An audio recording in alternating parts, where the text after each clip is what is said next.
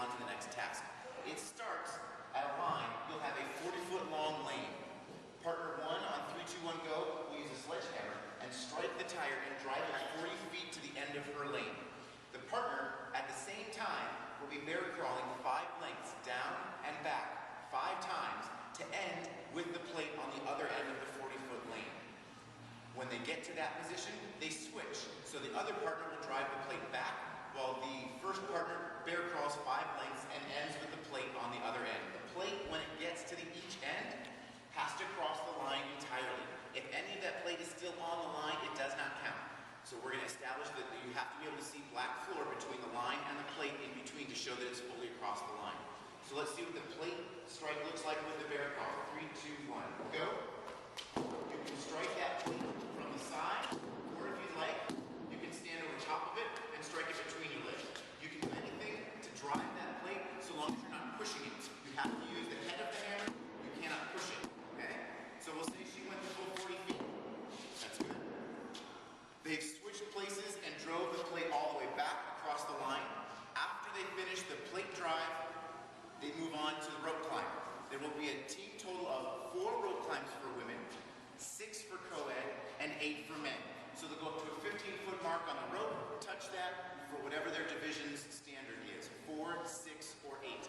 After they've completed those, they'll go to the other end of their lane, where there will be a 24-inch box. They as a team have to complete a total of 30 box jump overs. That can be done either with the clear of the box entirely, or you can do a jump up and down.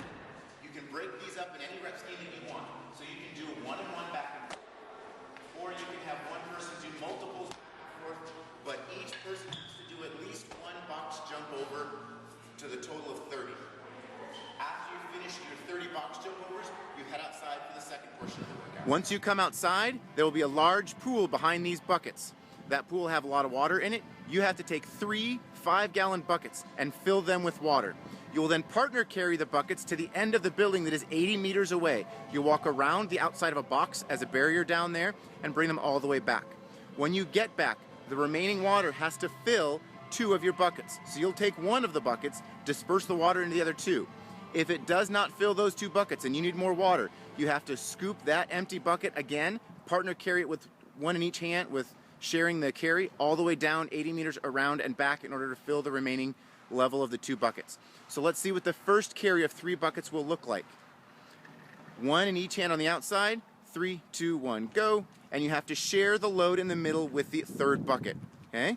You'll carry it all the way down to the end of this building that is 80 meters away. When you walk around the obstacle and come back, you'll come back to the finish line. Your buckets have to cross the finish line. Once they cross that line, you'll set them down. You'll dump whichever bucket has the least amount of water in, attempting to fill the others to overflowing. If they do not overflow based on your judge's assessment, then you need to take that empty bucket, carry it all the way back down, partner carry it all the way around that same obstacle and back to get water back in to finish. You cannot load water that has not made it around the obstacle at the end of the 80-meter stretch. After you have finished filling those buckets, the last portion of the workout starts. This portion is a buddy carry. After you've finished filling the 2 buckets to completion and your judge gives you the go-ahead, you start from the same start line.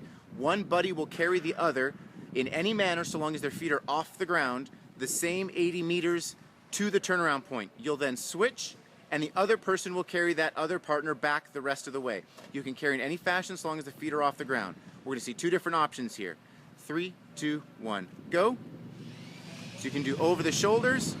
You'll go down the full length of the building. On the other side of that box, you switch, and you can do any form of carry to come back. Your time ends when you cross the finish line, whether you put the person down or not. Your judge will stop the clock, or if you do not meet the cap, your time will be capped at 10 minutes, and we will count any reps or distance not yet covered.